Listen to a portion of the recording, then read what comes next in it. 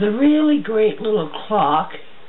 It is a Portsmouth, it says, with a Westminster chime.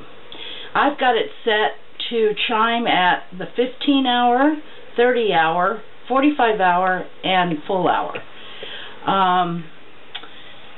The pendulum reads R equal A with an arrow through it.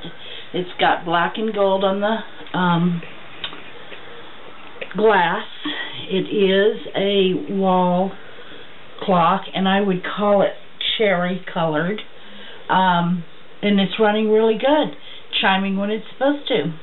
Has volume control, has turned the chime off, has only, chime on the hour. You don't have to have it chime all the time. And volume, I think I said. And so it's a pretty neat little clock. Okay, thanks.